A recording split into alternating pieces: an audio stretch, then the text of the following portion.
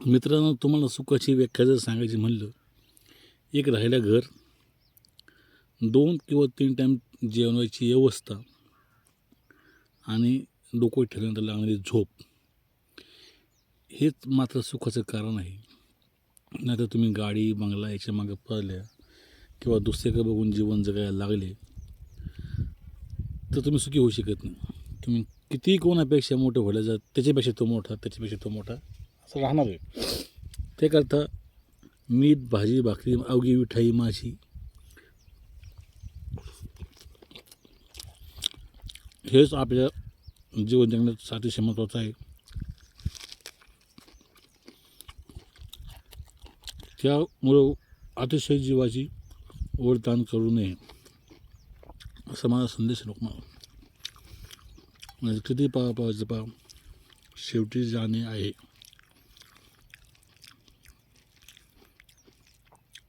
शेतामध्ये जेवतोय, एक नंबर जेवण आहे.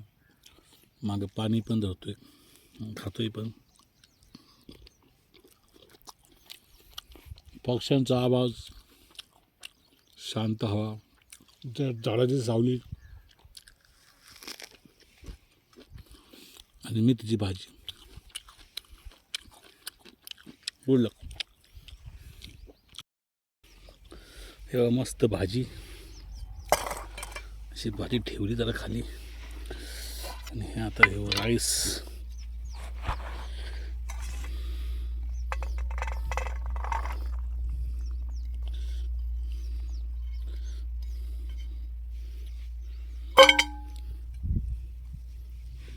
बघा भाजी काय भारी.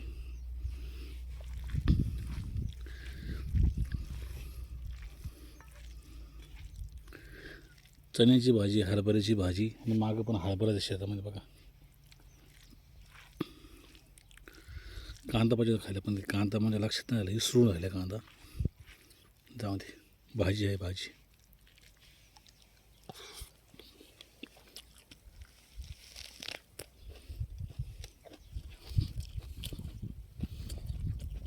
एकच नंबर चव.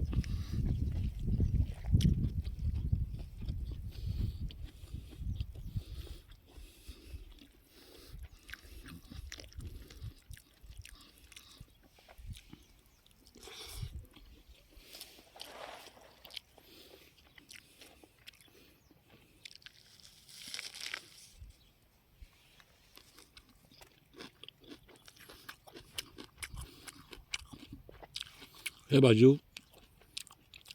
कोणतंच केमिकल यूज केलं नाही, याचा काही रोग पण पडला नाही.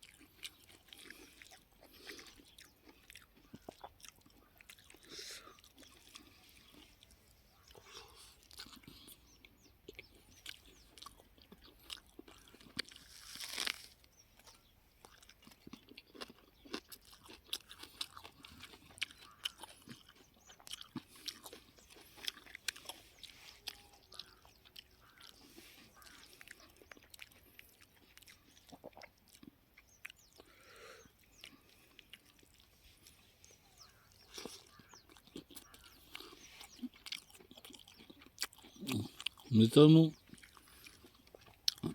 तुम्हाला सुखाची व्याख्या सांगतो मी.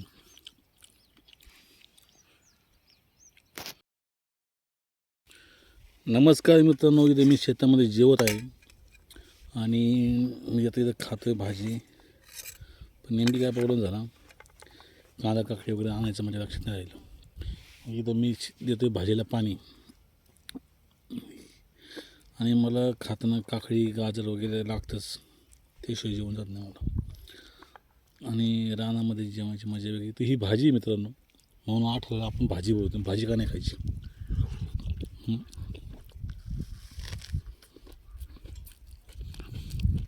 ते म्हणतात असे जमून खाते, याच्यात धुतली पण नाही, काही काय नाही धरली.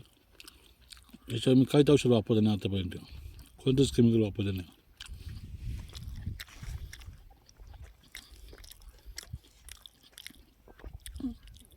त्यामुळं मी अशी खातो आहे ती विचित्रवाणी.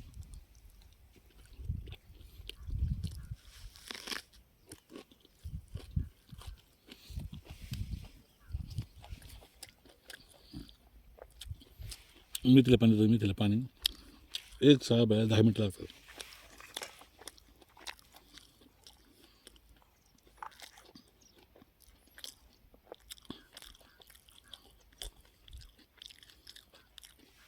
याच्यावर काही रोग नाही, त्यामुळे धुतले नाही, तसेच घेतले खायला. भारी लागते.